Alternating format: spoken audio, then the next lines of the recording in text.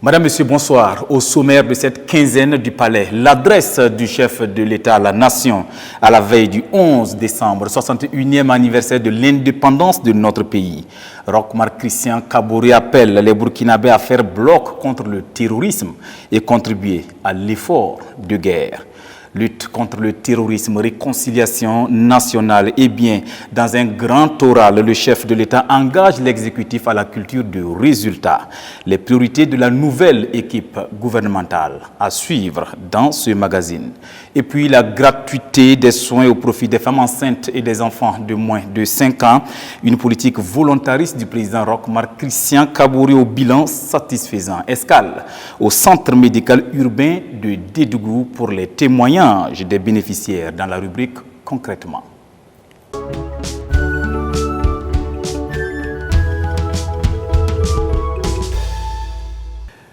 Le 10 décembre dernier, à quelques heures de la commémoration du 61e anniversaire de l'accession du Burkina à la souveraineté nationale et internationale, le président du Faso s'est adressé à la nation face à l'adversité. Roch-Marc Christian Kaboré appelle les Burkinabés à l'union sacrée, à la réconciliation, au rassemblement et à l'engagement de tous pour venir à bout du terrorisme.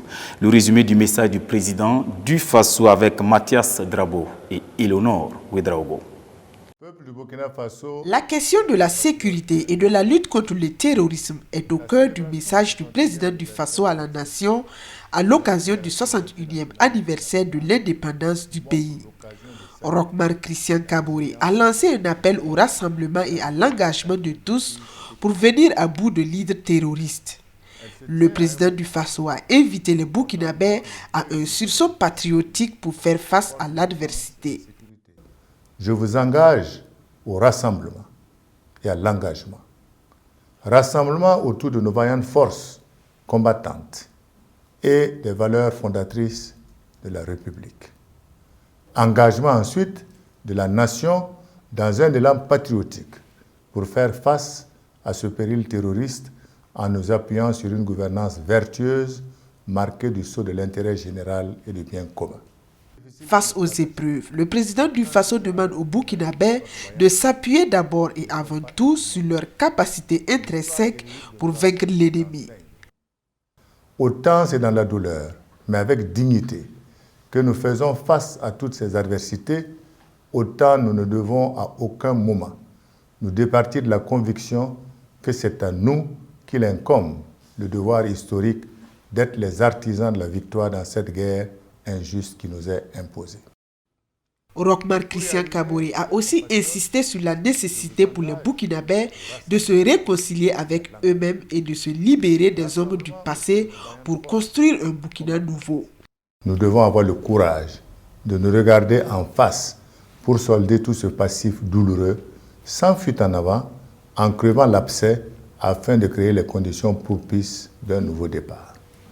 Convaincu que le terrorisme au Burkina Faso est alimenté et entretenu par la haine née de notre histoire politique récente, Roch-Marc Christian Kaboré insiste sur la nécessité de tourner la page pour aller à la réconciliation.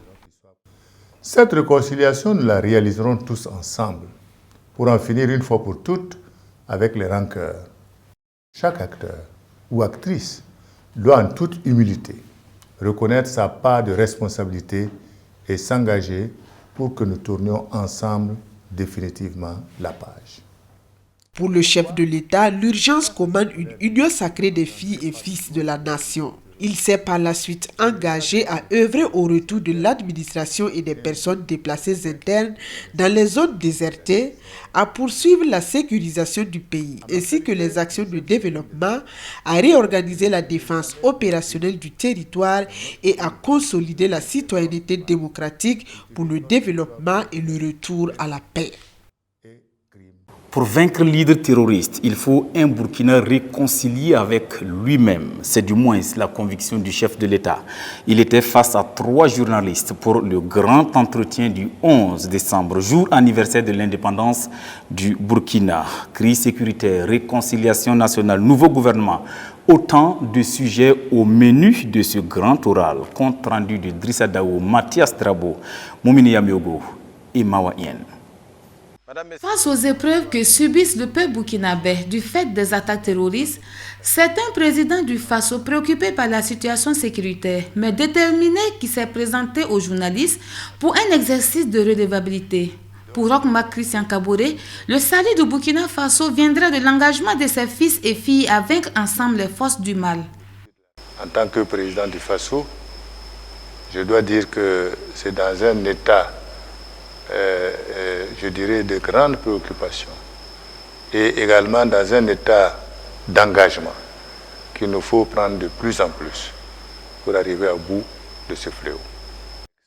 Sans langue de bois, le président du Faso a considéré que dans cette guerre contre le terrorisme, il n'y a pas de héros solitaire ni d'homme providentiel à même d'assurer la victoire et qu'à ce titre, nul ne peut prétendre être l'homme de la situation. Le chef de l'État a alors invité les Burkinabés à surpasser leurs intérêts partisans car l'urgence, c'est la défense de la patrie. Déjà, Roch Marc Christian Kaboré, qui a nommé Dr Lassina Azerbo à la tête d'un gouvernement resserré, a situé les missions claires et l'état d'esprit dans lequel ce nouvel exécutif devra inscrire son action pour répondre aux attentes légitimes des populations. Aujourd'hui, plus que jamais, les objectifs que nous devons atteindre sont des objectifs sur lesquels nous devons mettre toute notre énergie. Et c'est pour cela que je dis soudé parce qu'on doit regarder dans la même direction. On doit travailler dans l'intérêt des Burkinabés. On doit travailler dans l'intérêt de notre pays.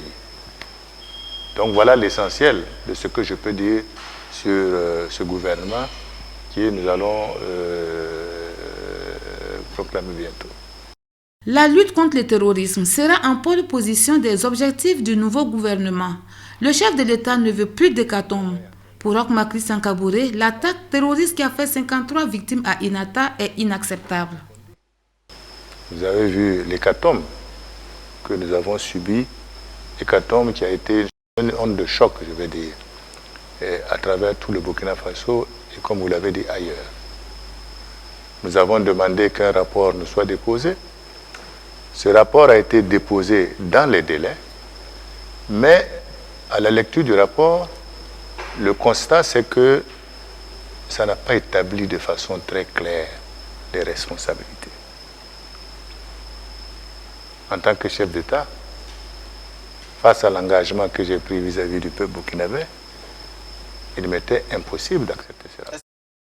Mais en attendant le nouveau rapport, le chef de l'État a confié avoir injecté du sang neuf au niveau du commandement de l'armée et de la gendarmerie en vue de permettre à d'autres personnes de montrer leurs capacités et leur engagement dans la lutte contre le terrorisme. Face aux journalistes, le président du Faso a tenu à clarifier les partenariats que notre pays noue avec d'autres nations. Nous n'avons pas un partenariat uniquement avec la France. Nous avons des partenariats militaires également avec des pays de la sous-région, avec la Fédération de Russie, avec la Turquie, avec l'Allemagne. Tout ça, c'est des partenariats que nous avons. C'est la France qui est là physiquement. Oui, la France est là physiquement. Pourquoi? Il faut situer chaque chose dans son contexte. Je dois pouvoir dire d'abord que depuis que nous avons partenariat avec la France, c'est un partenariat qui se situe dans les renseignements, dans la formation, dans les opérations communes que nous menons avec Barkhane, qui est en train de changer de configuration, etc. 1h30 durant, le président du Faso n'a éludé aucune question. Roch Marc Christian Kaboré a épluché avec les journalistes toutes les problématiques et les défis de notre pays. De la crise humanitaire au renforcement des capacités opérationnelles de l'armée et des volontaires pour la défense de la patrie, en passant par les récents mouvements de certains acteurs de la société civile et des partis politiques, le chef de l'État a livré aux Burkinabés sa conviction et sa vision pour un Burkina meilleur. Dans cet exercice, Roch Marc Christian Kaboré a surtout insisté sur la responsabilité commune des Burkinabés face aux défis du terrorisme, du développement, de la démocratie, de la bonne gouvernance et de la promotion des libertés individuelles et collectives. Au chapitre de la coopération militaire entre le Burkina Faso et la France, le président du Faso, Roch Marc Christian Kaboré, a eu le 13 décembre dernier une séance de travail avec l'ambassadeur de France à la tête d'une délégation d'officiers généraux français. Le chef de l'État était assisté des ministres burkinabés en charge de la défense et de la sécurité, ainsi que du chef d'état-major général des armées et de son adjoint. Cette séance de travail a été suivie d'une rencontre élargie à différents acteurs civils et militaires entre les parties françaises et burkinabais. Les échanges ont porté sur la coopération militaire du Burkina Faso avec la France, notamment dans le contexte actuel de recrudescence des attaques terroristes contre notre pays. Les parties ont examiné les axes de coopération possibles pour plus d'efficacité de la réponse militaire au terrorisme.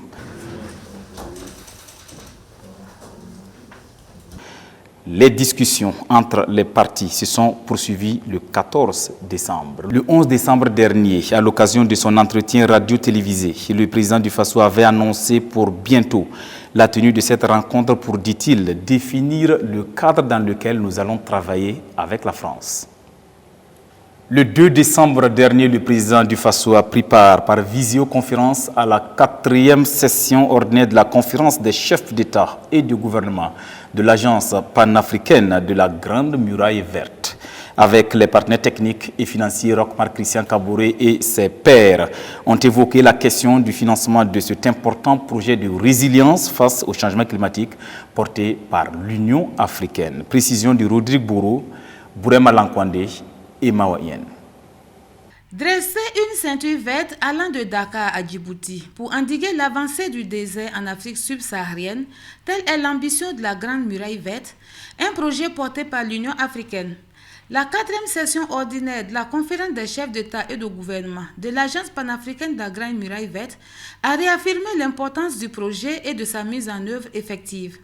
Les investissements à réaliser portent sur la restauration des terres dégradées, la protection de l'environnement et la consolidation du processus de développement. Au cours de ce 4e sommet, les participants ont évoqué la mise en œuvre des décisions issues des précédentes sessions, le fonctionnement du secrétariat exécutif et le financement de cette ambition pour le continent africain face aux aléas climatiques, sanitaires, sécuritaires et démographiques. La réalisation de la Grande Muraille Verte nécessite environ 17 milliards de dollars et permettra de créer 10 millions d'emplois verts, de restaurer 100 millions d'hectares de terres dégradées et de séquestrer 250 millions de tonnes de carbone. À la fin des travaux, le président du Nigeria, Muhammadu Buhari, a été élu président de la conférence des chefs d'État et de gouvernement et Dr Saïd de la République du Tchad, nouveau secrétaire exécutif de l'Agence panafricaine de la Grande Muraille Verte.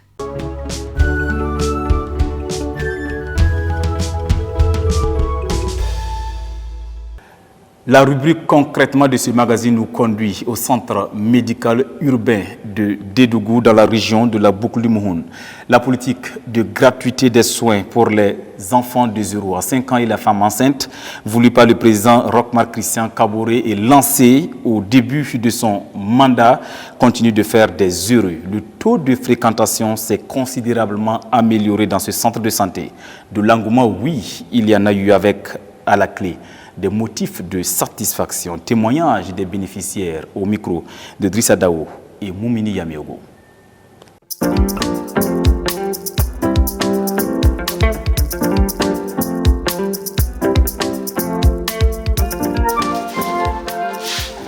Concernant la gratuité des soins, vraiment, moi, je trouve ça vraiment une chose qui est vraiment bien.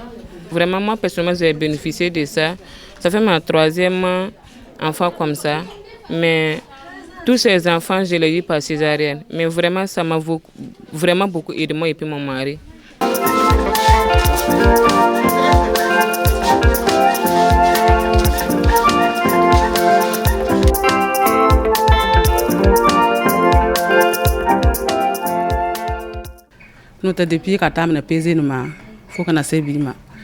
Toutes les prestations sont gratuites, à savoir les examens et même les ordonnances sont prises en charge.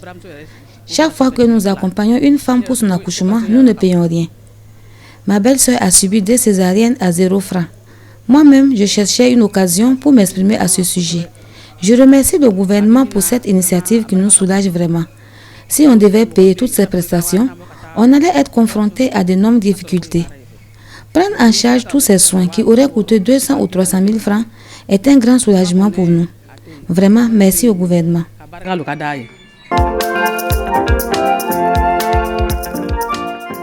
Maintenant, en tout cas, c'est bon. On arrive à soigner les enfants. Donc, on dit merci au gouvernement.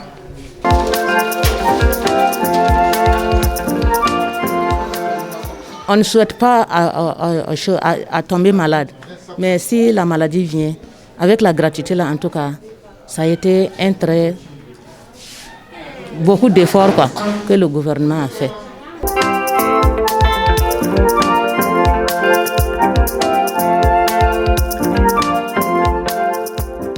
Avec l'arrivée de la gratuité des soins, on a assisté à un boom en termes de consultation, en termes de fréquentation de la population.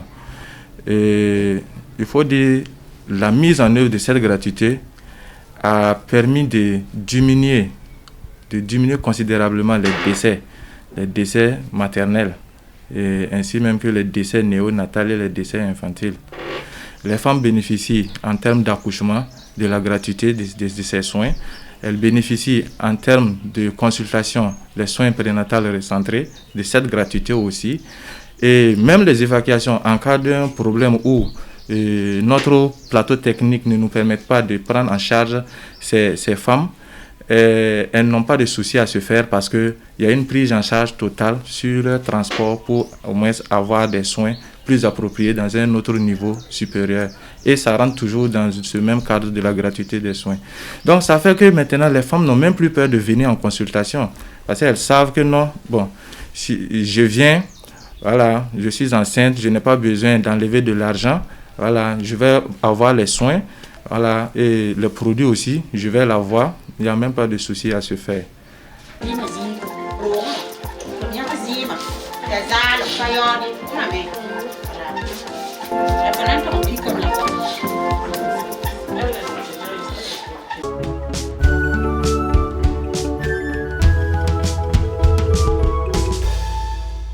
L'épouse du président du Faso, résolument contre les mutilations génitales féminines et le mariage d'enfants, Sika Kaboré a rencontré les leaders coutumiers et religieux le 29 novembre dernier pour des échanges sur la problématique des violences faites aux femmes et aux enfants. Pour venir à bout de ces pratiques, le GALO, le groupe d'action de lobbying et de plaidoyer qu'elle dirige, est en première ligne d'une dynamique d'activisme en vue d'aboutir à un engagement collectif et individuel. Explication de Drissa Dao et Eleonore Ouedraogo. Face aux leaders coutumiers et religieux, Sika Kaboré expose les données statistiques sur les différentes violations des droits des femmes et des enfants au Burkina Faso. Une femme sur 5 est victime de viol ou de tentative de viol au cours de sa vie. 51% de filles sont mariées avant leur 18e année et de nombreuses petites filles risquent de subir des mutilations génitales féminines si des mesures ne sont pas prises. Les pratiques telles que les mutilations génitales féminines et le mariage d'enfants tirent leur fondement et leur justification dans certaines croyances religieuses et coutumières ou traditionnelles.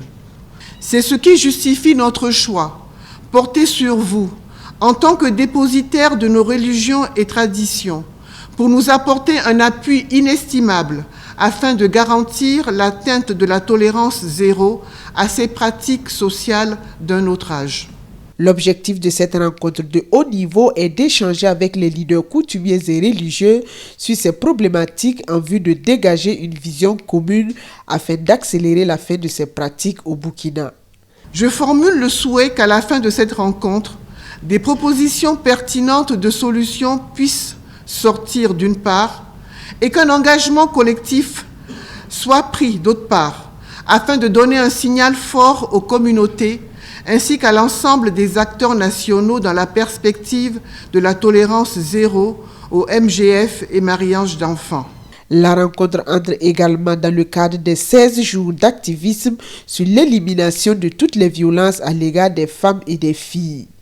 Le présent panel est porté par le GALO, le groupe d'action de lobbying et de plaidoyer composé d'épouses de personnalités politiques, administratives, de représentantes d'institutions nationales et internationales.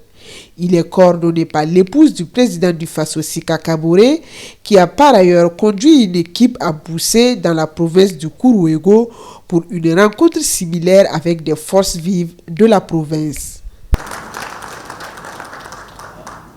C'est la fin de votre magazine, le dernier de l'année consacré aux activités du président du Faso. Rendez-vous en 2022 pour d'autres quinzaines du Palais. Merci pour votre fidélité et excellente suite de soirée sur la RTB.